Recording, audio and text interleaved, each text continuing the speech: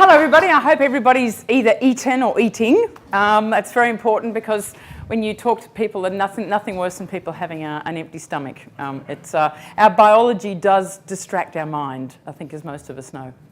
Oh, excellent. So I think this is fantastic because okay, let's go back. I think that was a brilliant slide because this is my next one. We're living in a world now where more and more we're becoming increasingly dependent on technologies. And can a one-year-old explain to its grandmother how it works? In a lot of ways, those of us who are over the age of sort of 30, 35 and 40, we remember the world before the internet. We remember the world before mobile phones. And you know, that classic where you have to get your children to program the VCR because it's all become too complicated.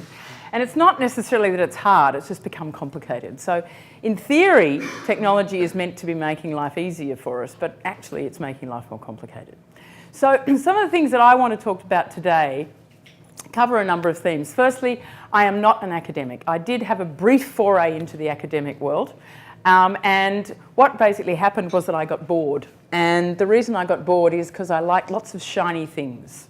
I like anything that's new. So I have a company. My company is called Interstitia. And the whole idea of the interstice is that it's the space in between things. So for me, I started off not in technology, but I actually started off in the arts. And I worked in the arts for 15 years. Then I actually went off and worked in government, and I became a ministerial advisor. And then I went and worked with Xerox, and I did research with Xerox for nearly 10 years. And what I realised is that they're all joined together, and this space in the interstice, if you like, is where I like to play. So I'm always looking at something different. The challenge for me with a PhD was that I got to the point where I had my argument, had my thesis, and then they said, well, off you go and spend 12 months, you know, digging into the data and proving it. And I just went, but I've already figured it out. I want to go over there now. And so that's when I realised that actually what I like with this interstice is I like to work with practitioners, if you like. And where we're going in society now is that people are actually taking and pushing technologies much more rapidly than anyone else is. So it's not the academics who invent new things. It's the people using these new things, these new shiny toys. When I realised this, a friend of mine actually said, oh, there's this little thing called web science. Maybe you should go and talk to these people. So I went to a summer school in Leiden, which was about 4 or 5 years ago, and there I met Wendy Hall. And Wendy was talking about the work that web science has been doing. And I went up to Wendy and I said, look, this is all fantastic, but the world is moving so quickly that we don't have actually time to wait for someone to publish a PhD and then socialise it because the world will have changed. So what we need to do is bring research and practice together. And that's what really I've been doing, working with the Web Science Trust, working with Ramin Zanassis now for the last 4 years. So as I said, I'm not an academic, I am a practitioner. What I do is I do talks like what I'm doing now, and I do them to anybody literally who will listen. I work in the government, I work in the social space. Tomorrow I'm at a conference, a philanthropic conference in London. And what I'm trying to do fundamentally is wake people up, because the changes are happening very, very quickly. And I think we can all feel this. But what is it about these changes, if you like, that specifically relate to web science? Web science, you know, is what does Wendy say? There are only two things she hates about web science, the word web and the web science. And web science, if you like, is a boundary object. And from a practitioner point of view, that's actually fabulous, because it means that you can go anywhere and you can talk about this and you can talk about the ideas. And even if people don't study from an academic perspective, they intuitively get what you're talking about. So I actually don't really mind the word web science. I don't actually really care what anybody talks about. But what we're talking about is the symbiotic relationship between humans and machines and how that is changing. So there's a book called by Kevin Kelly. And Kevin Kelly started Wire magazine. This book's called The Inevitable. And it's one of the sort of series of books. I will give you the slides, by the way, and at the end of it there's a list of notes and readings and all those things for people if you want. But what he talked about is the revolution launched by the web was only marginally about hypertext and knowledge. In other words, this notion of being able to click between pages. Actually, it was a new type of participation based on sharing. And that a new type of thinking, which is part human and part machine. And this, if you like, it's part of a very long history in terms of humans and technology, but it's also now part of a very new history. We're doing things differently. So where I'm going to take you today, and I'm going to throw a lot at you, and the reason is that I want to cover a lot, but also I do want you to be spinning a little bit by the end. Probably many people in this room, particularly if you are studying in the areas of social technologies, you'll probably intuitively know a lot of the stuff I'm going to say. But what I'm going to try and do is package it up together and then pose you some questions to think about. So there's three things I'm going to cover. I'm going to look at the notion of the fourth industrial revolution. The second thing is this notion of digital disruption and digital thinking. And then the third thing is this notion of enabling the smart humans. In other words, how do we humans stay in control of a world that we're rapidly creating that's actually disempowering us, if you like? First one. Did people follow the work at Davos last year and this year? So Davos, the World Economic Forum, talked about the four industrial revolutions. The first one, if you like, the power of steam. And what the power of steam did was it changed our relationship between ourselves and distance and time. Before steam engines, the fastest the human could travel was on a horse. It was about 15 miles an hour. And that's why country towns are about 15 miles apart, because you had to change your horses every 15 miles. Actually, when people invented steam trains, medical people used to say, oh, you mustn't ride on that because your brains will be blown out because you'll be going so fast. And guess what? People travelled on trains. We've now got train networks everywhere. The second thing was, if you like, electricity and electrical production. What that did was it started to change our relationship between us and time, and particularly the natural times, the diurnal. Because all of a sudden, you didn't have to go to bed when the lights went out. You didn't have to go to bed when the sun went down. You could actually work all night. And so all of a sudden, that changed production as well. And we started actually having mass production. The third one is in 1979, roughly. Can anyone explain or suggest why it might be 1969, I'm sorry? No. No. Radio? All important, 1969 man landed on the moon. And so as a result, 1962, John F. Kennedy had actually made the statement that by the end of the decade, we will take a man to the moon and land them, bring him safely back again. What that did was that brought together huge amounts of not just scientific knowledge, but government resources to actually make that happen. And then today, it's sort of moving in, if you like, to this confluence of artificial intelligence and big data. And this is actually, if you like, beginning to revolutionise in many, many ways. So I'm going to start to unpack what that might look like. So in a mere 2,000 years, this is the Antikythera mechanism. Did I pronounce that right? I always have to ask Thanassos about this one. This was one of the earliest computers. It was found in somewhere between 250 and 150 BC, and it was used to measure the stars. So if you think about it, in human history, 2,000 years is quite a long time, but in biological history, it's nothing. So we've really gone from this 2,000 years ago to this in 2,000 years. We've gone from this. Now, this was the first postal service, the Taxes, which were a family in Europe, and they basically started the postal service. This was in the 1500s. So we've gone from that. This was the very first version of the internet between the original universities, and now we have a connected planet, not only physically, but obviously through cables, through wireless, and also through satellites. This is one of the oldest accounting systems. It's actually at an exhibition in Canberra. So we've gone in a few thousand years from that to this beautiful library. And then, of course, here's the very first web page, written in the older DOS text, and of course then rendered by Tim into the first web page. And now we have the web as the largest information construct in human history. We've never had access to such information before. I love this one, though. This is Google. So this is Google when it started. And of course, we have the Googleplex now. And that's only happened really in about 20 years. So things are happening very, very quickly. So the eras of automation is the other thing. So if we look at where we've gone in the area of automation, 19th century was around machines coming in and taking away, if you like, the dirty and the dangerous. But if you look at the industrial economy, how economies operate, and this is from Jeremy Rifkin, if people are interested in his work, is he talks about the communications was really fundamentally enabled by the postal service. Energy rested on steam. Transport and logistics was the railroad. Era 2, the 20th century, was where machines started taking away the dull. So we had communications via the telephone, energy was oil, transport and logistics was actually the internal combustion engine.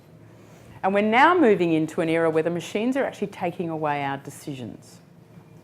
And that means we're looking at social, we're looking at renewable energies emerging, but the big area is in transport and logistics. It's being fueled by data. So what does all this mean, and why is this different from previous eras? This, I think, is the most important slide in the whole lot. Certainly when I do these presentations, this is the one that everybody takes away. And it's literally this notion that we've got this exponential, and you've probably all read Kurzweil and read the whole idea about this accelerated growth and the fact that everything is becoming exponential. And we forget how recently all of these things happened. The microprocessor was only literally about 15, 16, maybe 20 years ago. The convergent technologies which these are bringing together, these are some of the things that are now unpacking. So not just robotics and AI, but nanotechnology and genetics and DNA mapping. And all these things are happening together. So if you look at it, one of the interesting things around this is it's actually getting to the point where the machines are beginning to create themselves. So, and again, what I said before, it's not the academics or the government who is creating this world. It is very large companies where there are a handful of very, very wealthy, predominantly white males living in Silicon Valley who've made a lot of money out of being very smart, and they hire other predominantly white males who are very smart in Silicon Valley to write programs which now write themselves. And this is why the whole thing is speeding up even more. One of the things that's coming up is something like Viv. Does anyone know about Viv? So Viv was actually created by the people who created Siri, and Apple bought Siri, and Samsung has now just bought Viv. So apart from the fact that unless you have an exploding phone with Samsung. But Viv, this whole idea, everybody's moving and they're all rushing towards adopting these AI interfaces, which I think everybody's probably quite aware of, regardless of whether you use them or not. Were you all aware of Go and what happened with Go earlier this year? I think the whole thing with Go, which is important, is not that the computer beat the human. It was actually that the computer started to display behaviours and, if you like, intuitive decision-making that people weren't expecting. And so getting to that point now where we've got our world running on systems that no human actually understands. The Internet of Things is going to radically change things, because not only is it going to be, all right, I've got my phone in my back pocket, we've all got phones, but once we start embedding things, and so as humans, as we move around, putting that data out there, our interaction with these mechanical worlds is getting even more deeply embedded. The automotive companies. So we've got the first bus has now launched in Perth. We've got autonomous in Perth, Australia. We've got the Singaporeans have now got a autonomous taxi service. And interestingly enough, what's happened is that the car companies, which were predominantly physically based, most of them didn't actually understand AI, and they've now all relocated into Silicon Valley so that they can actually integrate the AI. Platoon trucking, so autonomous trucks driving themselves across Europe, which has already happened. I love this one, a flying car. I can't wait for this one. Fundamentally, it's just basically it's a big drone. So we've changed the world around ourselves, but now we're actually starting to change ourselves. So we're actually looking at not just being able to integrate external technologies into the human body, but we've now got robotic surgeons who in some cases are actually doing operations more accurately than human doctors. We've now been able to synthetically make organs. This is a bioprinted heart, which actually has been done by literally a synthetic additive manufacturing. We're now programming bacteria to be able to actually put them into the human system and, if you like, go off and stealth bomb diseases. And we're actually looking at ageing as a disease. So we're working to cure ageing. Most people die of ageing, they don't die of other things.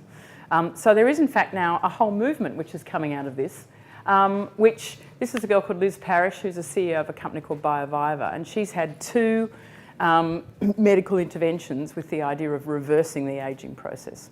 She did it about 9 months ago, and there's some early results they say are quite promising. She couldn't actually have the operations or have the treatment in America because it's illegal. So a whole team of doctors ended up flying down to Latin America. And she's looking at two things. One is the myostatin to actually reverse the if you like, degradation of the physical process in muscles, and the other thing is to lengthen the telomeres on the end of all her DNA. And then, of course, you've got someone like Hugo Herr, who doesn't see disability as a disability. He lost both his legs when he was rock climbing, and he's now integrated new legs. He's the one, I don't know if anyone saw, he did a video of the TED Talk. And his work's really, really interesting. But all of this is moving into an area called transhumanism. How many people here are aware of transhumanism? Right. So transhumanism now, if I'd said this about 12 months ago, most people wouldn't know about it. There's a whole transhuman society. In Australia, transhumanism is now being taught to kids in schools. It's actually on the syllabus in schools. And what it is, if you like, what is this era between humans and whatever comes next?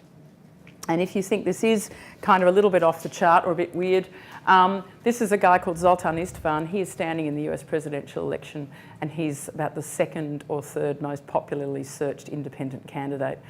Given the US presidential election at the minute, most people think he's one of the only obvious choices. But he's been driving around the US in a bus disguised as a coffin, fundamentally offering people eternal life. And you think it's mad, but actually this is fundamentally what a lot of people, and a lot of those very wealthy people in Silicon Valley with very deep pockets, this is exactly where they're going. And so Google, Facebook, they're all funding massive amounts of research in this space. So as humans, if you're like, where are we going? I sort of sat and looked at this. This is in the Natural History Museum, and I sat and looked at this the other day, and I just thought, wow, you know, there we are here. Why is it that we've managed to sort of to outlast some of our others, the Neanderthals and things like that? And what is it about now we're getting to the point where we can, instead of relying on evolution, we're starting to actually think about deliberately controlling our future in a very short period of time? So firstly, what's hype? Okay, this is the classic hype cycle. We know the good old Gartner. And some of this stuff, as you can see, there's all smart robots coming up, quantum computing. Down here, we've got the old trough of disillusionment. Augmented reality is in here, cryptocurrency, obviously, with Bitcoin. But things are actually changing quite quickly. So particularly with augmented reality, has anyone tested the HoloLens or played with any of these VR or mixed realities? I strongly recommend, if you can, go and have a go, because these are actually starting to come out quite rapidly in terms of their use in government, in business, and actually being adopted, like the mines now. Big mining companies are using a lot of VR. Microsoft's putting mixed reality and HoloLens is now going into offices and meeting spaces, so they're beginning to move away from the idea of teleconference and actually having telepresence. The other thing about cryptocurrency, we've had all the stuff with blockchain, but blockchain is actually now starting to be used by insurance companies, by health development. So it's starting to come out and move into, if you like, the sort of the plateau there. So what does this mean for us in terms of web science and the social machine? I mean, this is the classic quote with Tim: computers are on the web, processes where people do the creative work and the machine does the administration. And I know there's lots of people who debate that. They debate the accuracy of what Tim said. But fundamentally, this, if you like, symbiotic relationship is where we're moving to more and more. And I mean, this is a really simple graphic. And I'm a simple person, so and I talk to simple audiences. Fundamentally, I just see it's very simple, very simple. Human input, technology platform, data analysis, machine learning and AI, going around and around and around, because this has got huge implications for us as a species.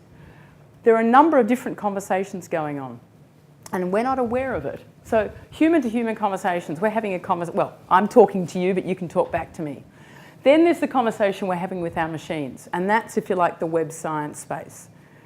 But 73% of conversations in the financial world are machine to machine without any humans. So we're actually potentially moving to a world without the web. There is a world with the web, and there is a massively growing world without the web. And as we saw last week, machine-to-machine conversations are very, very important. So what is this doing? It's actually disrupting everything. Everywhere I go, people talk about, digital transformation, whatever. I actually think it's the disruption. The problem with all these things is that companies and marketers, bless you, marketers and companies, they get a phrase and they throw it out there, and then it becomes commoditized. And I think that's a pity, because there are some really important words, and disruption, I think, is one of the biggest ones. So Marshall McLuhan talked about how our technologies change us and we change ourselves. So this sort of things, the sorts of behaviours that we're seeing on the web. Now, there's nothing different about online bullying. I mean, bullying's just bullying, but people just do it online. But the effects are absolutely massive. There was a whole thing I was listening to about depression amongst teenagers, and obviously anybody who works in this space. And the sheer sort of volume of the fact that people feel so, that they can feel so, if you like, attacked on many, many fronts. What's it doing to our relationships? Yep. And then what's it doing to us as humans? All right. I mean, to what extent, you know, the whole text while walking piece, it's one of the sort of biggest things at hospitals in America. People get run over because they're doing precisely this. They're basically texting while walking. And you just look around, how many people are at a bus stop these days just staring off into nothing, actually just letting their minds wander. They're not. We are addicted to our screens in many ways. Now, this is sort of obviously, you know, the old idea of virtual reality. Personally, I don't think this one will take off because I don't want to sit there with a great big clunky thing on my head. And we all saw when we had Google Glass, even Google Glass, where everybody looked at it. But what happens when it's implanted in your eye? And of course, Sony have already got the patent for this. So it's implanted in your eye. You've got no idea someone's actually recording what you're doing. You've got no idea that someone's... Has anyone read Down and Out in the Magic Kingdom? Cory Doctorow? I really recommend you read it. It was his first ever science fiction novel, and it paints a really interesting future which brings a lot of this stuff together. The other thing is, everything is about our attention.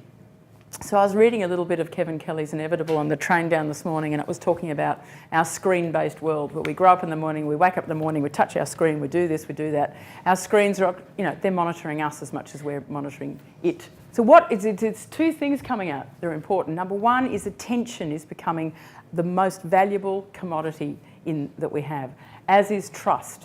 And these are the two where the whole new economy is beginning to emerge based on this. The other thing around it is that humans, we tend to think it always in terms of, I'm going to do that one or that one. Well, actually, humans work in the space of and. Right? We like to have our screens, but Amazon is building bookstores because humans actually like books. Humans actually like physical things, and we live in a physical world. But what's this starting to have to affect us in the way we're governed? So Wells and Huxley, okay, so the two dystopian novels. One is Brave New World and the other one's 1984. Interestingly, Wells received a letter from Aldous Huxley when he published 1984, and Huxley was actually his French teacher.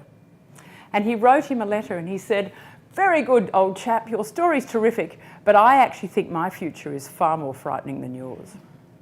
And actually, when you think about it, we actually are becoming a bit addicted to what we love.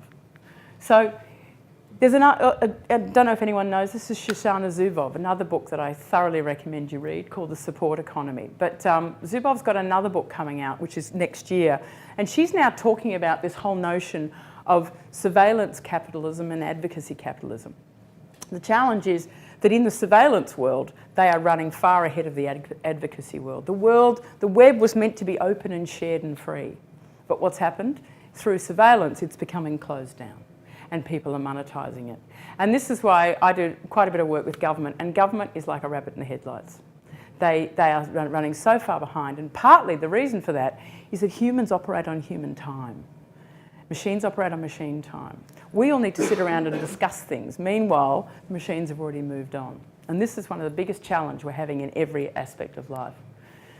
Precogs, for anyone, the police are actually doing precognition now. I work with the police in Australia, and it's not necessarily a bunch of people lying in a bath, but they are actually using particularly social media, using as much as they can get. AUSTRAC, which is the Australian Crime Commission, and they're looking at actually where all the data is. They're actually literally doing the idea of precognition in terms of crime. So that's really interesting. This is your fundamental economics. Okay, this is fundamentally how it works. We have the user, this is really the social machine, interacts with the device, goes around and comes back again. So this whole circle comes around. And as I said before, people are all talking about digital transformation. I love this. I'm having a digital transformation right now. what's really interesting is if you look at the business literature, and it used to be that you would have a new word that would come out, and it would, or a new trend, and it would last at least 3 to 5 years, maybe 2 or 3. Now, the new words are coming out every 6 to 8 months. So everybody's been talking about digitally transformed. They're trying to deal with that, and now we're already moving to the next thing. Because what does digital transformation actually mean? Right? You go and talk to audiences and go and talk to people, and they say, well, I don't really know what it means. I think, in essence, what you're talking about is the change in relationship from the citizen or the customer or the consumer right down. This is within government. But fundamentally what's happened is that there's lots and lots of focus here on the service delivery. We're going to digitally transform the business, and we're going to be more productive, and we're going to be more this and more that. Actually, it's actually about disrupting the relationship between citizen and state, or between consumer and producer. All of a sudden, you don't have to sit. This person is actually saying, I don't actually like what you're doing. I'm going to take myself out. I'm going to go and do it another way. I'm going to go and share a service. So government's sort of sitting down here particularly, as are organisations, saying, well, hold on, what do we do about this? And they're not reinventing themselves, and they're not reinventing themselves quickly enough. So the classic in digital disruption, I mean, these are the sort of classic, we all know this one. It's the largest taxi company, Uber, has no cars. It's this whole idea about the fact that you don't have to own the physical infrastructure anymore. What you're doing is you're building the data. And this is stuff that I think we all know, but it's worth remembering. And it's worth remembering that we are datafying everything. We're moving to this world where even we are becoming little data connection bits within the network.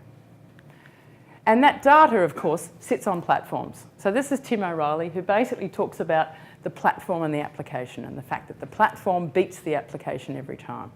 So if we think about that, this is my favourite quote of all time. And so actually Thomas Watson, who was the son of the original Thomas Watson who founded it, he actually said he didn't make this quote. But I actually think it's a really good quote. But I only think he got one thing wrong, and that was that there aren't 5 computers, there's actually 6. And these 6 computers are actually ruling the world. They either do it directly or everything sits on them. So Amazon's the sleeper, because Amazon Web Services hosts literally everything else. So where these guys are going is that there's the computers, and then on top of them, they're all building their little AIs, which we talked about, Siri, Viv, everybody else. And then what's happening is that they're all going to start talking to each other.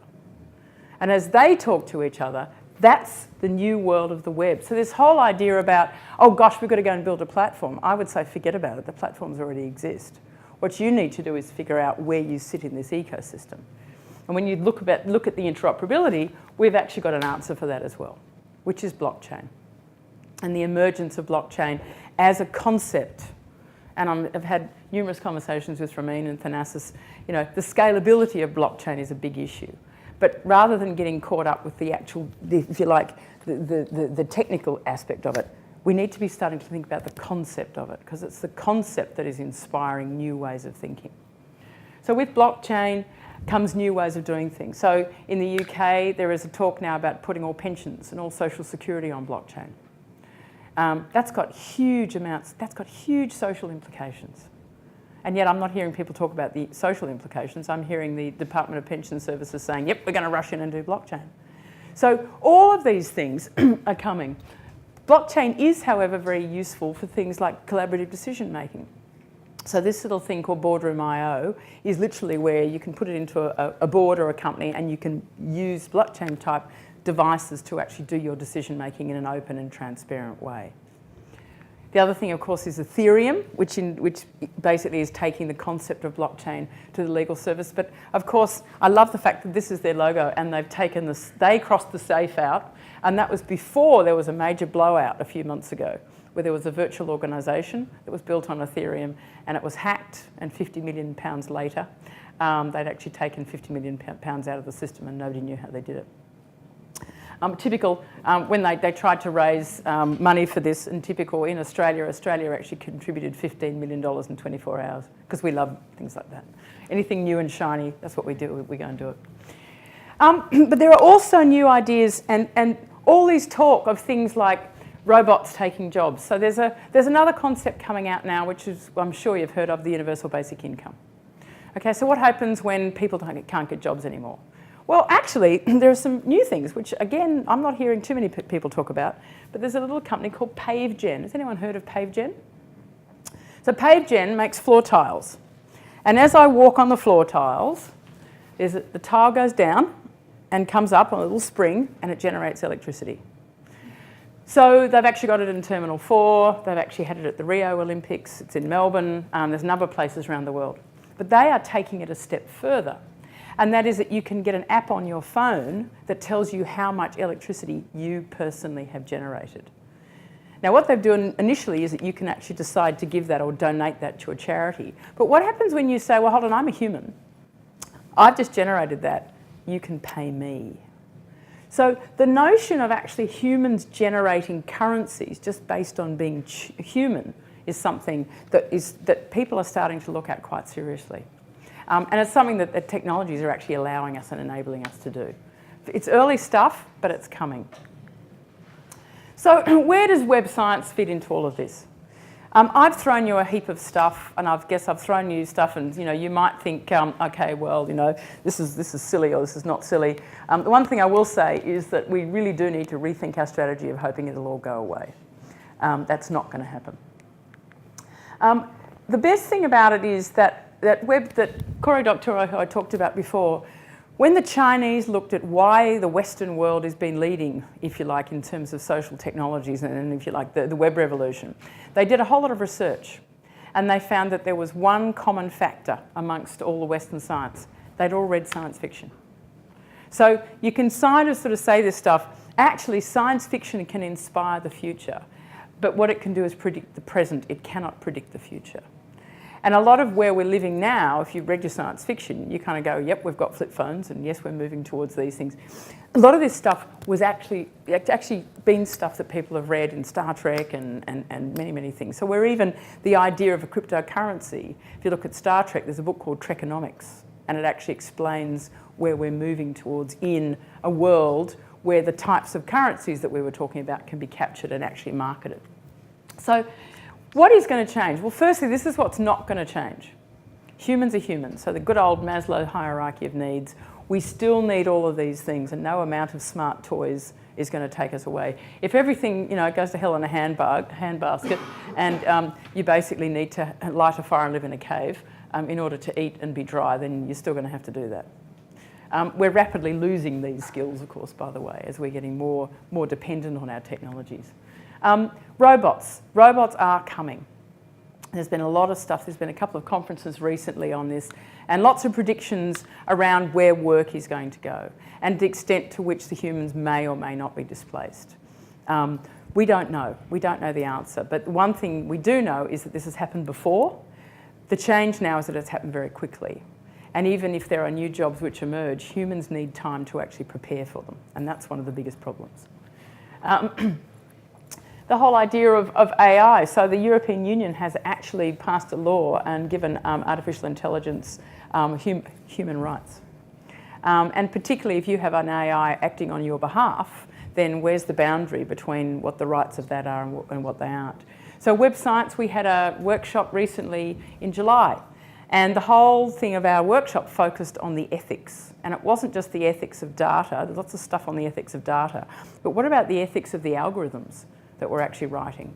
And then on top of that, what about the ethics of the design that is being built into the tools that we use? Because each of them are guiding and nudging and taking us in a direction that we may not necessarily be conscious of.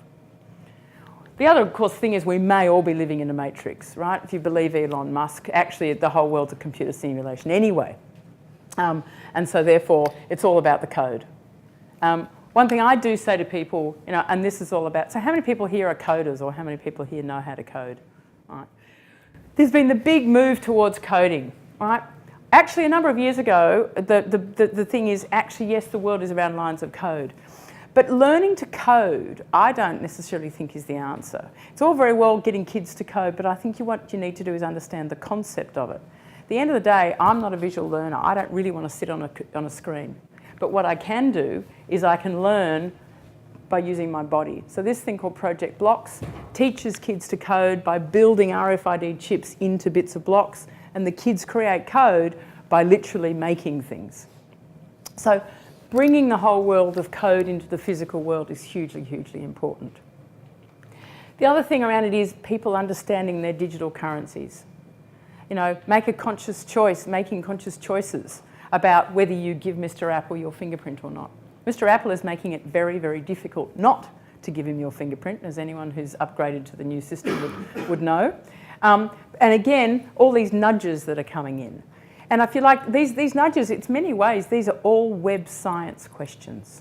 These are all questions that relate to the social machine.